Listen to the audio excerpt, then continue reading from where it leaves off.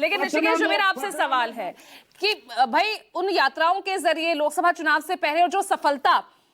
India block को हासिल हुई है, खासतौर से अगर मैं यूपी का जिक्र करूं क्योंकि वहां पर वो दो लड़कों की जोड़ी कमाल कर गई। अब यहां पर राहुल तेजस्वी, क्योंकि दोनों ही अपनी वर्चस्व की ये लड़ाई अपने आप को फ्रंट फुट पर लाना और कांग्रेस के लिए जाहिर तौर पर ये होगी, तो आप उस लिहाज से कैसे देख रहे हैं? क्योंकि सीटें भी वहीं चुनी गई जो हां स्ट्रॉन्ग होल्ड महागठबंधन का है। पूजा, देखिए, ये सिर्फ दो लड़कों की जोड़ी का कमाल नहीं कह सकते उत्तर प्रदेश में। इसके साथ एक और फैक्ट था और वो था पीडीए का, जो पिछड़ा दलित और अल्पसंख्यक का टिकट बंटवारे में जो नायाब फार्मूला इस्तेमाल किया अखिलेश और कांग्रेस की जोड़ी ने, जिसकी वजह से वहां पे उम्मीद से परे नतीजे आए। अगर बिहार के विधानसभा 2025 में, अब से कुछ दिन बाद जब ऐलान होंगे और चुनाव होंगे, अगर वही पीडीए जिसको यहाँ ईबीसी कह रहा है, एक्सट्रीम बैकवर्ड क्लास, अगर वो टिकट बंटवारे में अगर कायदे से वो इम्प्लीमेंट हो गया तो यकीन मानिए मुद्दों के आधार पर जो वोटर अधिकार यात्रा है और जो दो लड़कों की जोड़ी जो मेरे पीछे देख रहे हैं, तेजस्वी और राहुल की, तो निश्चित तौर पर ये दोनों वोटर कमाल करेंगे और काफी नजदीक मुकाबला होगा। जिस इलाके में है वहाँ तो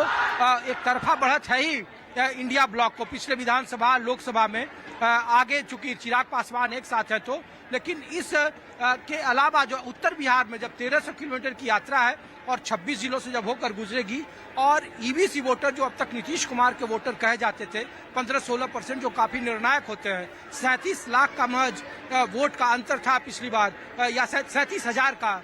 दोनों इंडिया गठबंधन और एनडीए के बीच में, काफी 0.7% का मार्जिन था। अगर इन इलाकों में हुआ तो निश्चित तौर पर नतीजे काफी बेहतर होंगे। और जोश देख लीजिए कि मैं एक तस्वीर आपको इसलिए दिखा रहा हूं पूजा, कि एक तरफ आपको आरजेडी के झंडे दिखेंगे और एक तरफ आरजेडी के झंडे से नारेबाजी शुरू हो रही है, तो दूसरे तरफ कांग्रेस के लोग हैं वो इधर से